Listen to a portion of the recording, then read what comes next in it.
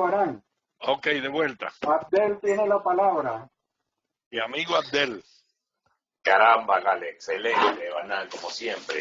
Yo quería nada hacer quizás más que preguntas, Banal, como tenemos en esto casi año y medio armando esta propuesta.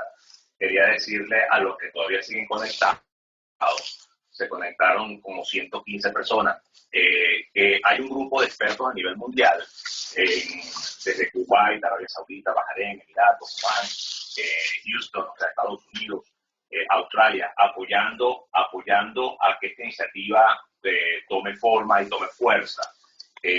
Muy cordial, están invitados para que formen parte de este equipo y así poder, tú sabes, armar una propuesta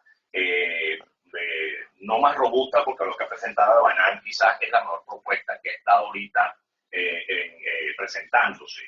Estamos hablando inclusive de armar una base de oportunidades para potenciales emprendedores, que es básicamente lo fuerte de la propuesta de Banán, de convertir al venezolano en empresario y darle la oportunidad a que él participe en la recuperación y transformación no solamente del sector petrolero, sino en todo lo que es la industria en torno al sector petrolero, todo lo que es la industria alrededor de todo esto, a todo el sector de manufactura, procesamiento, etcétera, etcétera. Entonces, ese es el plan que se tiene.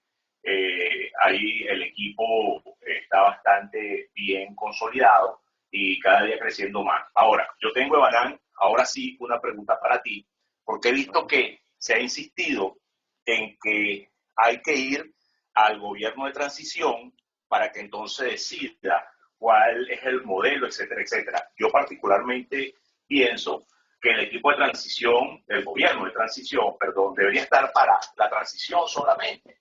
No debería estar aunando en esto, debería durar 6 meses, un año. En un 6 meses, un año, no se puede hablar de una transformación, porque aquí hay cosas profundas de temas políticos y realmente quién llega al gobierno.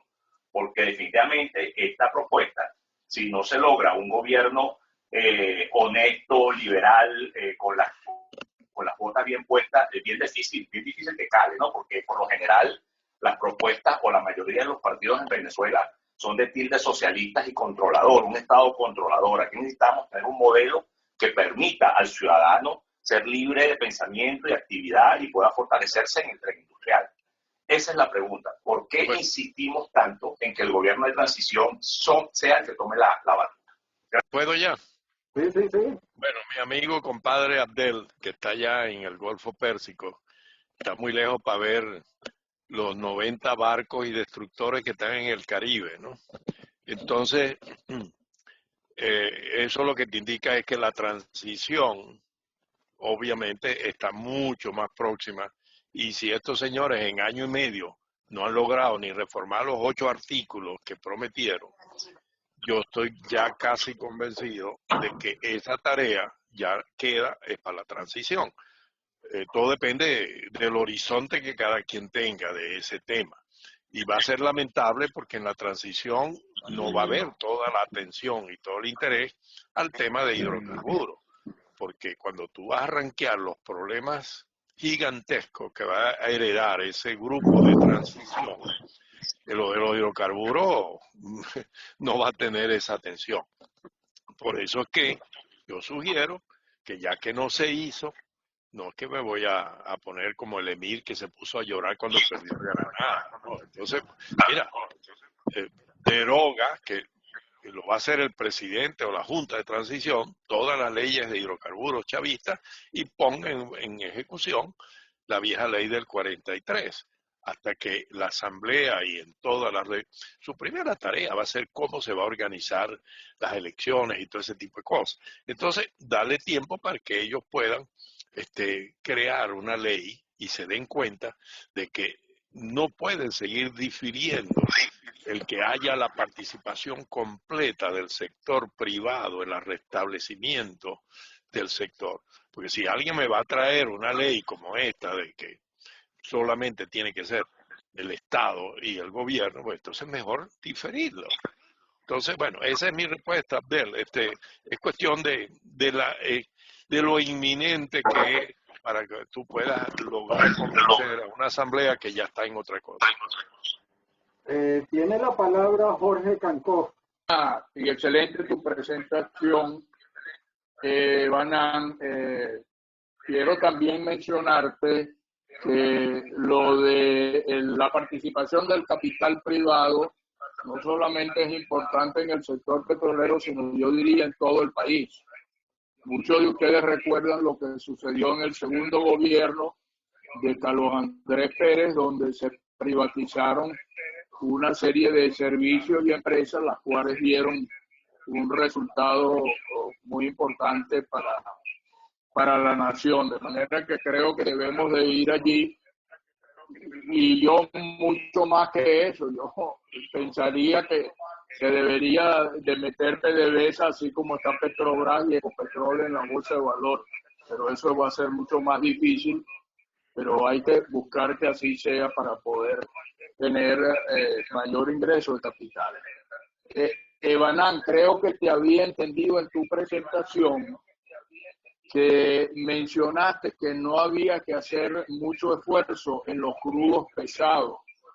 Entonces, quería solamente mencionar que yo creo que deberíamos ir en esa dirección para utilizar esos crudos pesados para alimentarlo a nuestras refinerías, ya que todas tienen procesos de conversión y fueron modificadas durante nuestra época, y así podemos utilizar los crudos medianos, livianos para la exportación. Pero creo que no debemos de olvidarnos de los crudos pesados, porque para las refinerías venezolanas y el mercado interno tienen vital importancia. Respondiéndole a Jorge Cancoff, yo nunca he dicho exactamente lo que tú dijiste, ¿no? Lo que yo dije era que las corrientes medianas y livianas prioritariamente deben dirigirse a mezclado con las extrapesadas de la faja y continuar formulando el DCO, el Dilute Crude Oil, el MEREI 16, que ha logrado establecerse con los descuentos enormes que tiene, pero entendiendo de que los mejoradores solamente funciona parcialmente el que tiene Chevron, Petropiar, los demás están fuera de servicio en su gran mayoría, y es una cantidad de dinero muy importante. Pero como yo les voy a dar a las empresas mixtas 100% de decisión, cada quien va a decidir qué es lo que va a hacer con esas corrientes pesadas, si las va a hacer crudo sintético, para lo cual fueron hechas, y va a acometer las inversiones. Bueno, perfecto, magnífico. Pero indudablemente que tú, experto en refinación, sabes que tú no le vas a meter solamente la alimentación de puro pesado. Tú tienes que hacer un cóctel, un mix. Y esos medianos y livianos obviamente te van a servir para hacer ese mix. No que van a ser absolutamente sacados de la alimentación los pesados. Sería tonto de mi parte decirlo, porque si es lo que más yo tengo en abundancia, pues voy a tratar de hacer el que va para exportación, y lo que pueda meter en la refinería lo voy a meter, y trato de usar los medianos y livianos. Ok, sigue la palabra Francisco Guanipa.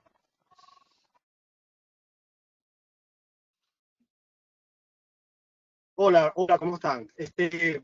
Bueno, a mí me parece bastante acertado más o menos el objetivo y todo lo que describiste, ¿verdad? Permíteme felicitarte porque totalmente de acuerdo con el tema de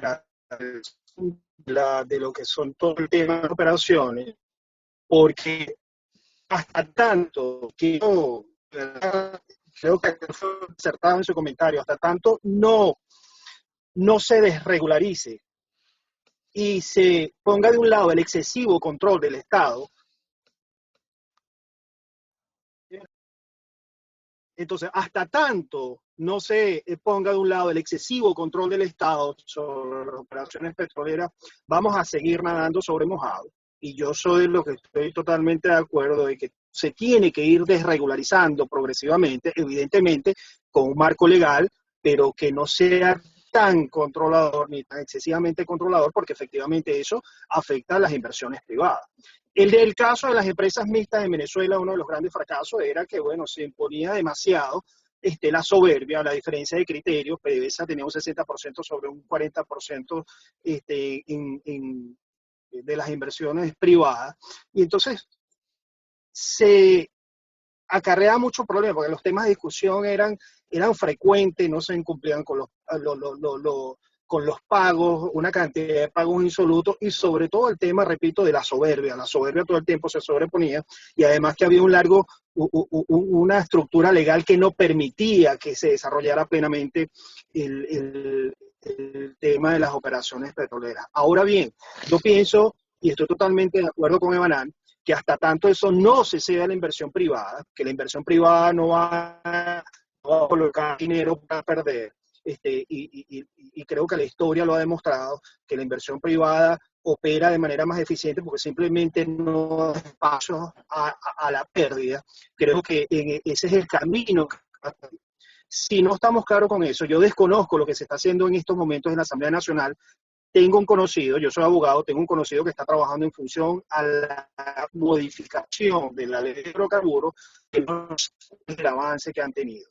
Pero lo que sí es bien cierto es que hasta tanto no se vaya desregularizando progresivamente este tema, vamos a seguir cometiendo los errores del pasado. Yo me acuerdo que antes del 98 se habían hecho muchos avances en el caso de la ley de descentralización, y evidentemente durante la era de Chávez todo eso se echó a un lado, ¿no? Entonces, ¿qué pasa? Eso lo que creó fue un gran atraso en todo lo que era el tema de inversiones, porque por supuesto nadie va a venir a invertir si tú tienes un marco legal que de verdad asegure las inversiones. Entonces, en este sentido, yo creo que es importante que el sector privado se le ceda en gran medida, sin tantas restricciones, las operaciones. Y evidentemente PDVSA tiene que tener una función supervisoria, contralora, porque por supuesto tiene que tenerla. Pero hasta tanto eso no se haga, es necesario seguir, o sea, vamos a seguir cometiendo los mismos errores. Otra de las cosas, lo que sí creo es que evidentemente hay leyes que lamentablemente no se pueden derogar de un solo fermato porque es imposible, pero sí tiene que hacerse de manera progresiva. Creo que Abdel dijo otra cosa que me llamó mucho la atención, es que durante el gobierno de transición creo que no daría tiempo para hacer todo eso. Tendría ya un gobierno plenamente establecido en donde se pueda trabajar a profundidad sobre la derogación de lo que se tenga que derogar y de lo que se haya que dejar, por lo menos en el caso de la ley del trabajo. La ley del trabajo solamente se le hicieron algunas modificaciones, no se modificó en totalidad, y lo que haya que derogar, por supuesto, habría que derogarlo, pero tendría que ser ya, en mi opinión, con un gobierno ya plenamente establecido, donde se pueda trabajar en función, o se debería ya tener sobre la mesa las nuevas propuestas de leyes para desde ese punto arrancar. Acuérdense que también hay deudas y compromisos que se asumieron con empresas extranjeras que están ahí, que hay que ver qué se va a hacer con toda esa cantidad de contratos y compromisos que se asumieron y de qué manera se va a trabajar con eso, o sea, de qué manera o qué se va a hacer con todo eso que está sobre la mesa y que por supuesto en gran medida están parados, por lo menos en los proyectos de expansión de la refinería del Palito, de Puerto La Cruz, todo eso está totalmente parado porque por supuesto no se honraron los compromisos. Entonces, en virtud de toda esa situación, yo pienso que es necesario ir regularizando y que no sea un Estado tan paternalista como toda la vida lo ha sido, sino que ya definitivamente Venezuela y la industria petrolera en particular tiene que ir teniendo estar más abierto pues, a esa desregularización desde el punto de vista legal. Y yo creo que en ese sentido, creo que vamos a arrancar mucho más pronto la industria, como dice Banan, pero seguir trabajando en función a un mismo esquema, creo que esto podría traer serios inconvenientes. Eso es todo. Bueno, yo creo que sí me he referido, estaba a punto de poner de nuevo las conclusiones, pero en función del tiempo no lo voy a hacer. no podemos sentarnos a llorar lo que no hemos logrado hacer políticamente en esta transición. Nos va a agarrar la transición y tenemos que trabajar con lo que tengamos. Es absolutamente abismal la cantidad de cosas que este gobierno de transición va a resolver. Por eso, en el tema hidrocarburos, a fin de tener la libertad que teníamos previo al gobierno de Chávez, mi primera medida, que la puede hacer la Junta de Transición, es derogar todos los instrumentos pasados por el chavismo, que por cierto muchos fueron absolutamente ilegales. Decisiones de un Congreso de la República, un decreto habilitante de ese señor los anuló. Entonces, va a haber muchos puristas que van a decir que eso no se puede, porque no sé qué más. Sencillamente decretos de emergencia, todo lo que huela a hidrocarburos hecho por el gobierno de Chávez queda derogado. Y para poder operar vamos a restablecer la ley del 43. Y entonces, yo lo planteé allí para este amigo Guanipa. Tú llegas a una situación absolutamente esperada y necesaria en las empresas mixtas, que es sencillamente legalizar lo que ya es un hecho. Ya no vas a tener que empujar ni convencer a nadie. Entonces, tienes que tener obviamente el respaldo para poder negociar esa cantidad de dinero que puede haber. Todavía no sabemos, hay que hacer un neteo. Yo no sé cómo van a quedar cada empresa mixta en un neteo, pero ese dinero que quede allí, vamos a utilizarlo para resolver una cantidad ingente de problemas. Pero las empresas comienzan a operar legalmente. Entonces, yo creo que lo hemos referido. Una cosa es lo que hubiese sido deseable y otro es lo que es la realidad. Y la realidad es que por X o por Z, el grupo que le tocó hacer esa tarea, pues no la hizo, no está convencida de eso. Y así nos va a llegar la transición. Ya en la transición, esas cosas se van a tener que resolver. Bueno, tiene la palabra Simón Antunes. Te escuchamos. Bueno, muy buena tu presentación. Yo creo que es un buen comienzo para poner sobre la mesa las cosas que hay que hacer tan pronto el régimen usurpador termine. Entre las varias cosas que hay que arreglar lo más rápido posible es eliminar el subsidio masivo de la gasolina. El subsidio de la gasolina en Venezuela ha sido históricamente un subsidio a la gente que puede comprar carros. No ha sido un subsidio focalizado al sector que lo necesita. Quien más necesita subsidio es el transporte público a pasajeros de la gente que no tiene carro. Yo he visto en otros países que hay sistemas de subsidio focalizados que han funcionado muy bien. En El Salvador, por ejemplo, el transporte público tiene un sistema que funciona más o menos así. El dueño del autobús compra la gasolina al precio del mercado y una vez al mes el Estado le repone directamente al dueño del autobús el monto del subsidio. Eso hizo que la flota se duplicara en 3 años y eso a su vez mantuvo control del aumento de los precios del transporte.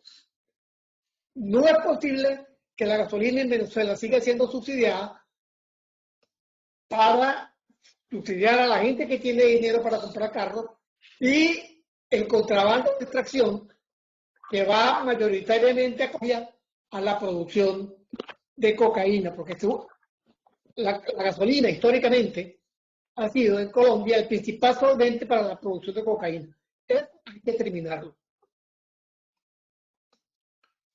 ¿Ya? Otra cosa que hay que hacer es ponerle precios al gas que permitan que lo que se ha desarrollado, lo que se ha descubierto, sea desarrollado con una rentabilidad aceptable.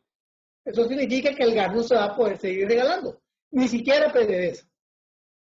Yo dudo mucho que el gas que hemos descubierto en el Golfo de Venezuela se pueda utilizar de manera económicamente rentable en la recuperación secundaria en el lago. La experiencia que yo tengo me dice que eso es de rentabilidad negativa. En todo caso, las cosas habrá que pensarlas muy bien. No podemos llegar, tan pronto caiga este régimen, a actuar a la carrera de hacer cosas y repetir los errores del pasado. Eso es todo.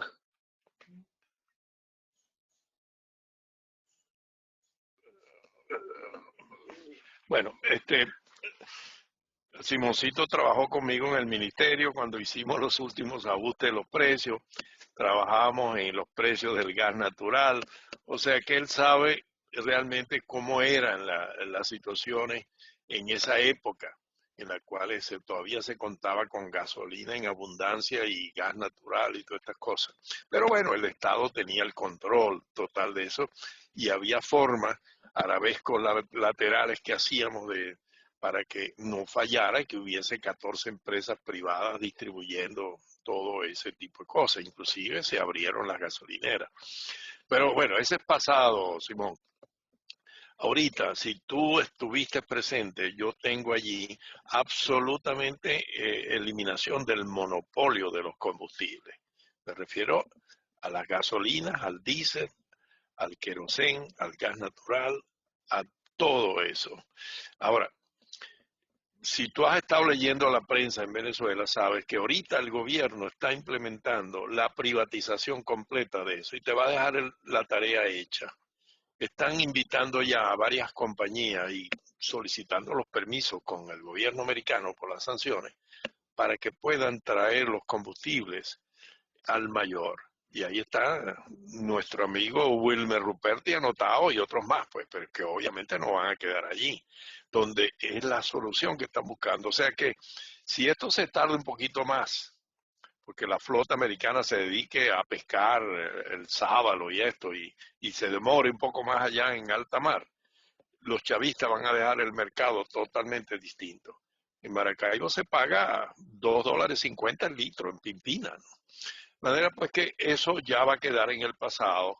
Estoy seguro que en la transición ese sistema va a tener que continuar. No hay forma y manera que ese monopolio y ese subsidio continúe. La gente va a pagar lo que sea por ese combustible.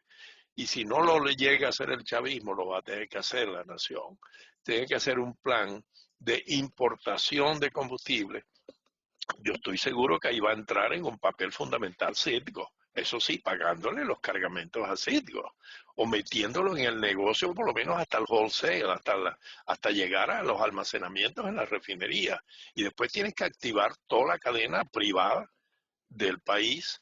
El tema es que la infraestructura de camiones y muchas de estas cosas, bueno, esa es la variable que tienen que ver. Las estaciones de servicio ni mirar, pero todavía hay lo que se puede llamar estaciones de servicio. De las 2.000 que habían en los 90, ahorita, bueno, quedarán 300, 400, y son unos antros. Pero bueno, todo eso se va a tener que implementar y allí se va a tener que implementar un sistema absolutamente privado donde la gente va a tener que pagar el combustible. Ahora, ¿cómo hace con el transporte público?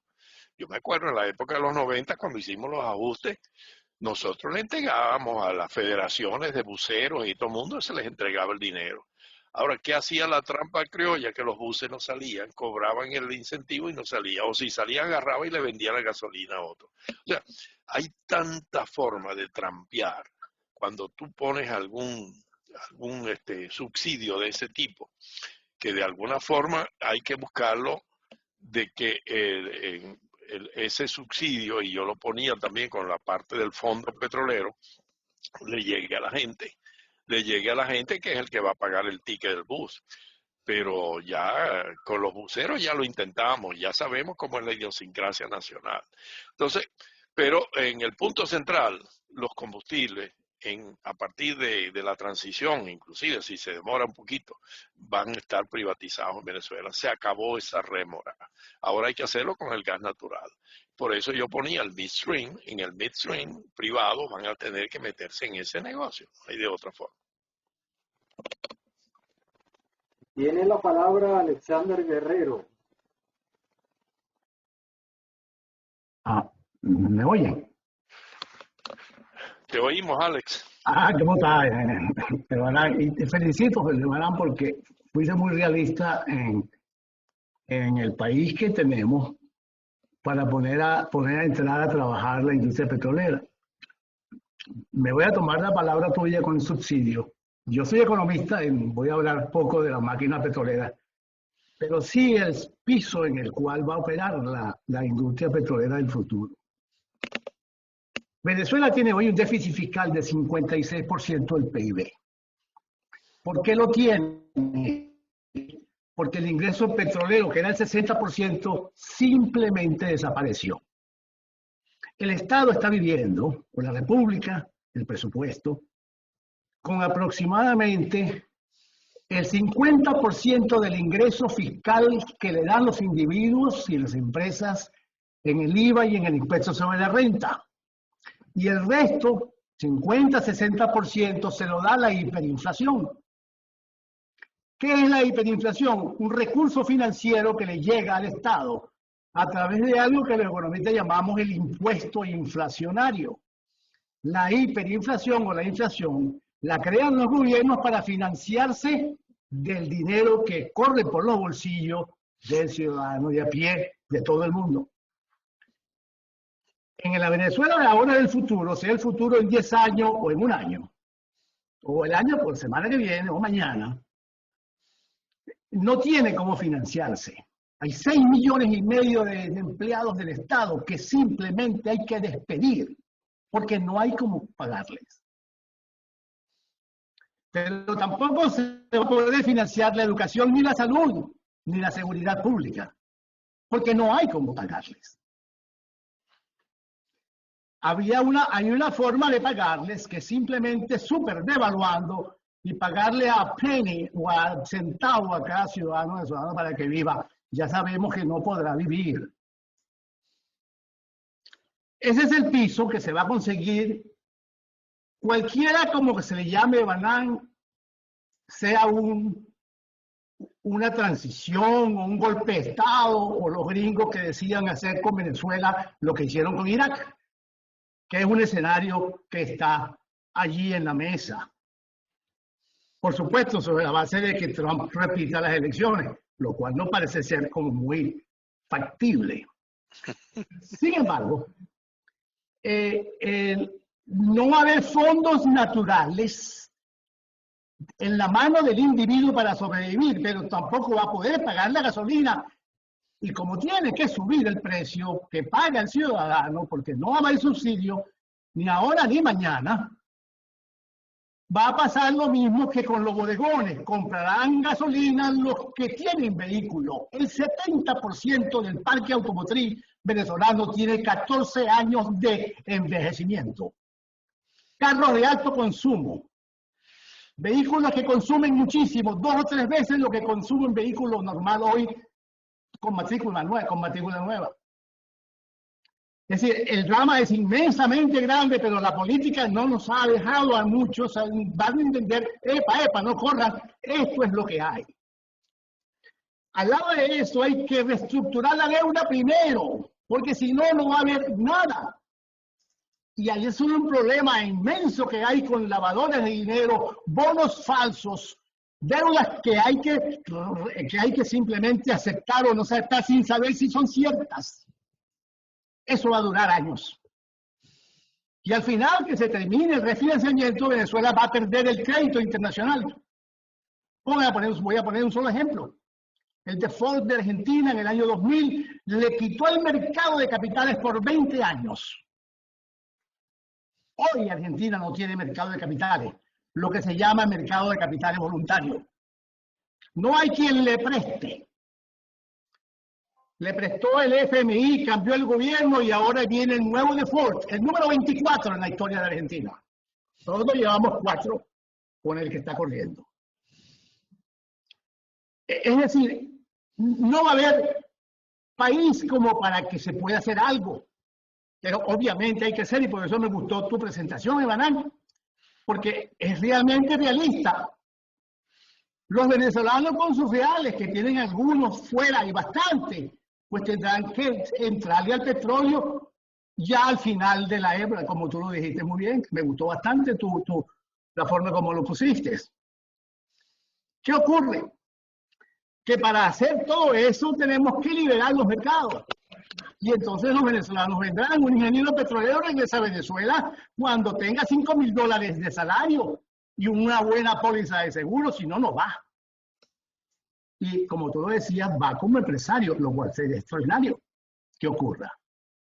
Y ese es un know-how. Ahora no solamente como técnico, hombre que trabajaba en los campos, no, ahora es también gerente. Dirige su propia empresa en Canadá o en Qatar. Capital.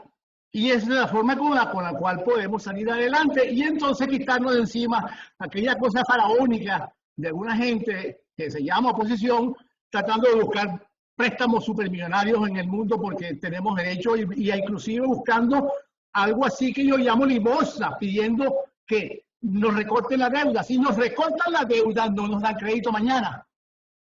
De manera de que los venezolanos tenemos que pagar lo que debemos.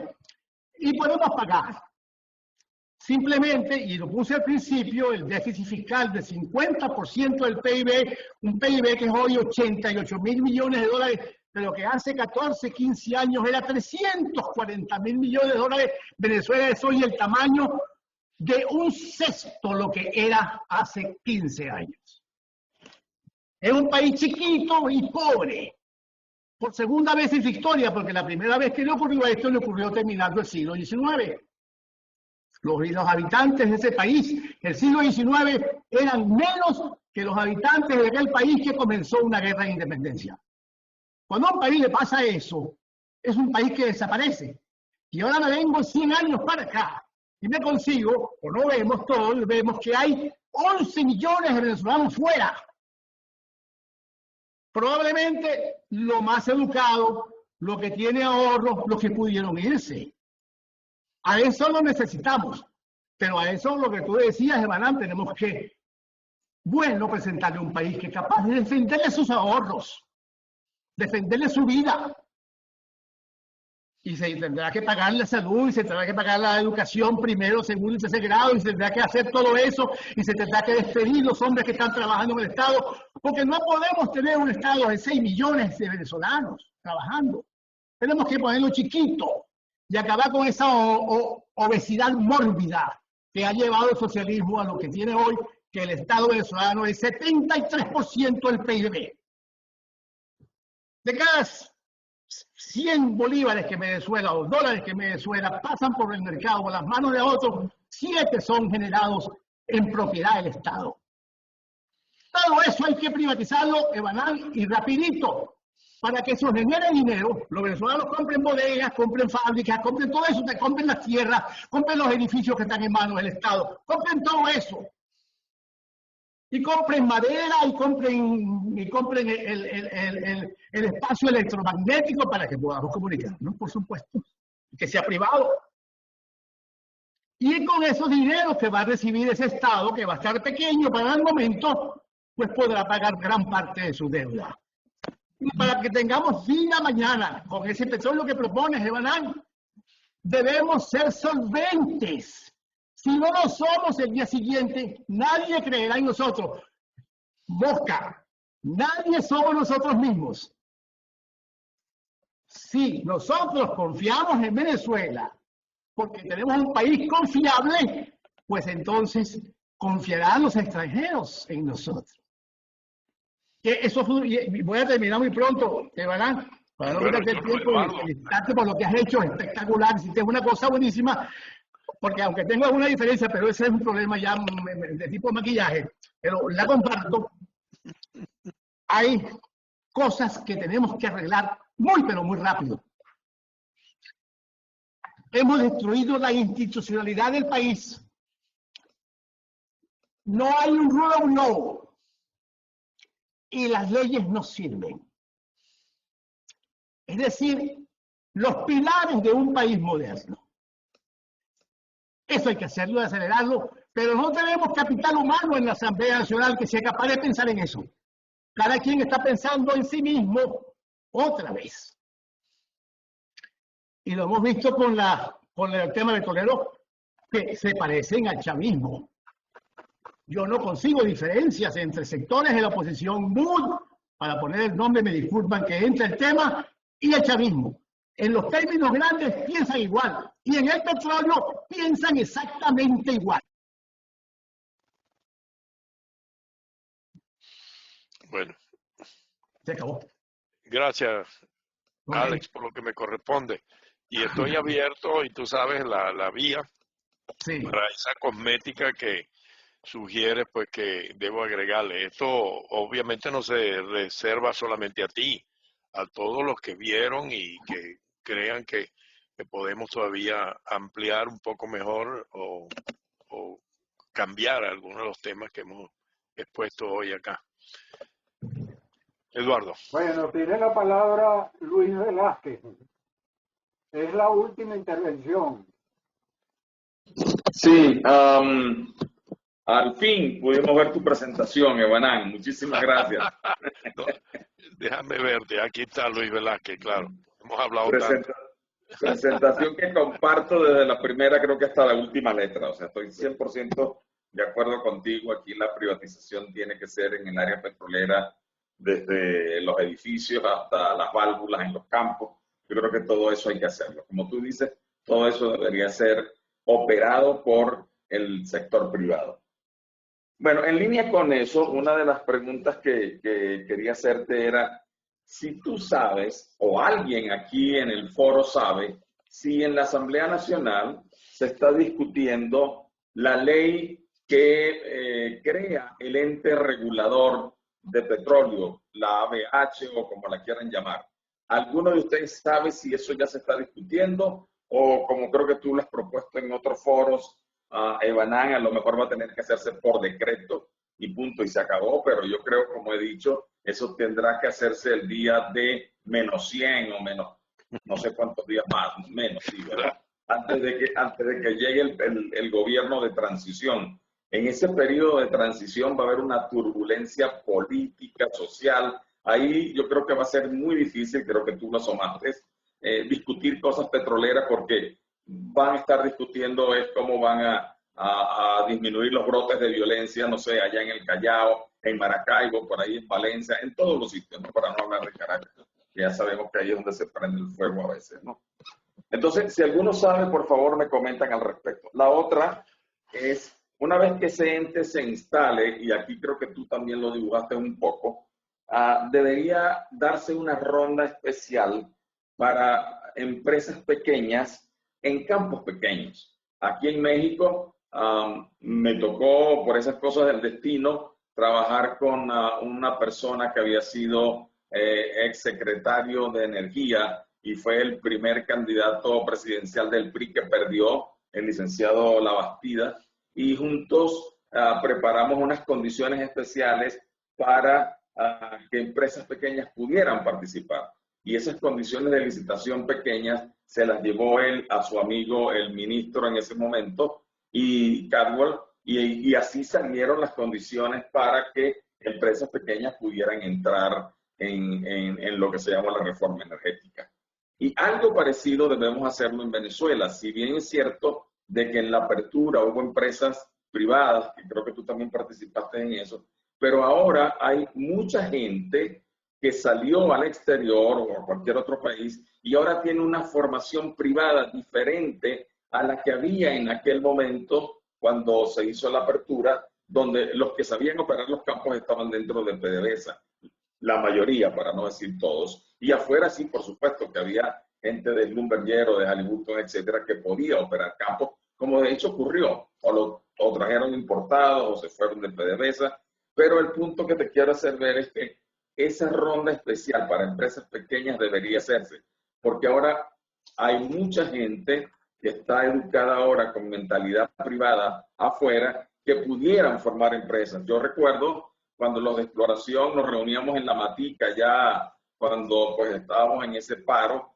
yo les decía a mis colegas de exploración de que yo me conformaba si en el lago me daban 2 o 5 pozos y yo mismo los operaba. Y por supuesto me llamaban traidor, vendepatria, todo lo que tú quieras. Hoy en día esa mentalidad, gracias a Dios, ha cambiado y ahora todos o muchos de nosotros a lo mejor quisiéramos ser operadores privados. Yo creo que ya la mentalidad del Estado, como tú dices, ya se está desdibujando un poco y tu presentación pues clava al menos algún clavo más en esa tumba donde deberíamos enterrar a PDVSA según este señor que también ha escrito de cómo enterrar a PDVSA. Bueno, esos son los 2 comentarios que quería hacer, no quiero extenderme como los anteriores. Bueno, gracias Evanán por la presentación.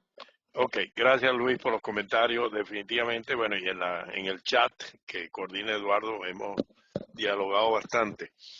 Mira, sobre el ente regulador, yo lo tengo como de las primeras medidas, absolutamente, si no, no podemos empezar a ordenar el sector.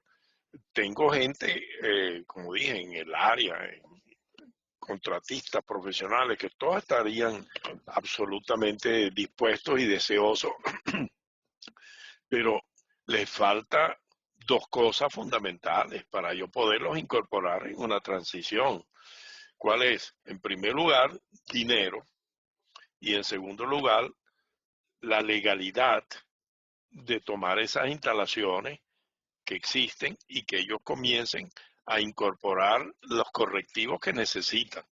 Y por eso estamos buscando esa cuenca que tiene el mayor número de opciones, de activos, de complicaciones o de disponibilidad del petróleo o de petróleo diferido. Pero sin los 3 cambios legales, más uno organizativo, ¿cuáles son? Que puedan tener el derecho de explotarlo. Eso están en manos de PDVSA. Yo no se lo puedo dar al grupo profesionales de Anaco y Cantaura, no. Si no se lo ceden, no puede. Luego, el operar las instalaciones están en los activos de PDVSA. PDVSA es el único que podría legalmente arrendárselo a los profesionales de Anaco y Cantaura. Y luego tendría que ser bien explícito que estos señores, cuando tengan el petróleo en el cabezal, como dice la Constitución, ellos toman titularidad del petróleo, los distintos tipos de petróleo y del gas natural. Y ya ellos pueden hacer compromisos. Entonces, eso no está. Habrá gente que dice, sí, si tú lees, me dijo uno de estos legisladores, tú vas a poner a facturar a los bufetes de Caracas por meses y meses, hacer interpretaciones. Eso no es la transición y la apertura que nosotros queremos. Nosotros queremos que quede bien clarito en castellano para todo el mundo, que yo a la Asociación de Cantaura y Anaco le puedo decir, muchachos, muévanse, que ustedes van a tener derecho. Y cuando ustedes hablen con Glencore, con Vitol o con Trafigura, ellos le van a creer y le van a dar una línea de crédito como la dan en Bogotá a las operaciones en Colombia, para que ustedes terminen de tener los recursos para poner esos barriles donde ellos te lo están pidiendo, en Guaraguao, en José, donde sea, o que se los entregues a la fraccionadora X, Y o Z y ellos le mandan los líquidos, etcétera, etcétera. Entonces, mira, ¿cuál es la diferencia con la apertura del 92, que fue cuando arrancamos? Yo me acuerdo, cada 10 días venía por el Tokyo Bank $5 millones. Pedíamos una transferencia, chamo, y obviamente que aquello era una bendición, era un maná en Guárico y en todas esas zonas deprimidas, pero estaban los recursos y estaban amparados con una carta de crédito irrevocable stand-by de $90 millones de la Teikoku para Corpoven, para PDVSA, de que si no se ejecutaba el programa, tomaban los fondos de allí. Entonces, ¿qué tenemos que hacer? Hay una parte legal y hay una parte financiera. Y eso es lo que yo he presionado, y Eduardo sabe, y los que están aquí, al amigo jefe de la fracción allá en Doral, hermano, haz esos cambios. Deja como lo tienes, pero haz esos cambios y que sea la realidad la que diga, así estoy buchón, conseguí $150 mil millones con el Banco Mundial. Bueno, méteselos a PDVSA, a ver qué te dice la población, ¿no? Cuando vea con todas las necesidades que tú agarraste ese dinero, si es que puede, que es absolutamente imposible, y se la metiste a reactivar a PDVSA. Pero por lo menos pon la opción de que si no logras eso, la gente puede activarse, puede tomar las instalaciones, puede lograr de que en la bolsa de Caracas, él cuando lance las acciones o cuando le hable a los empresarios de Venezuela, ellos vean que el tipo está legal y que pueden apoyarlo en esa operación. Pero bueno, vamos a llegar sin que eso se dé. Entonces, vamos a estar en el peor de los escenarios. Si tú buscabas un escenario el peor de todos, antes del coronavirus, ahora lo vamos a tener todo. No solamente sin leyes, sin regulador, sin dinero, sin empresas, sin credibilidad, sin nada, sino que ahora no va a haber ni volumen ni precio. Imagínate tú. Y ahí vamos a ver qué es lo que va a pasar. Realmente es un escenario que, bueno, todos los que estamos aquí en su gran mayoría estamos de este lado, pero es lamentable porque las naciones no mueren definitivamente, pero son unas situaciones que el que se le ocurra decir que va para la Libertadores y que va a pedir todo el dinero para reactivar, yo no quisiera estar allí al lado de él. Realmente lo que tú necesitas es los que están allí, que no se van a ir, que pongan a trabajar todo lo que tienen, pero hay que darle los instrumentos. Bueno, con esto finalizamos el ciclo de intervenciones a nombre de Benamérica y de VAPA. Queremos agradecerles a todos ustedes su presencia. Según los registros que yo tengo aquí, alcanzamos 117 personas de audiencia máxima y después de 2 horas y 3/4, casi 3 horas, todavía quedaban 80 personas en el salón. Evanán, muchísimas gracias, muy clara la exposición y les prometemos que tan pronto podamos tener la grabación lista, se la vamos a hacer llegar y además de eso queremos invitarlos para el próximo viernes que tendremos entonces a Miguel Lara exponiendo los planes de la parte de electricidad y además le hemos pedido la interrelación con la industria petrolera, o sea, qué van a demandar ellos en los próximos 10 años en la parte de hidrocarburos. Muchas gracias a todos y gracias a ti, Evanán, por esa exposición. Eduardo, un segundo.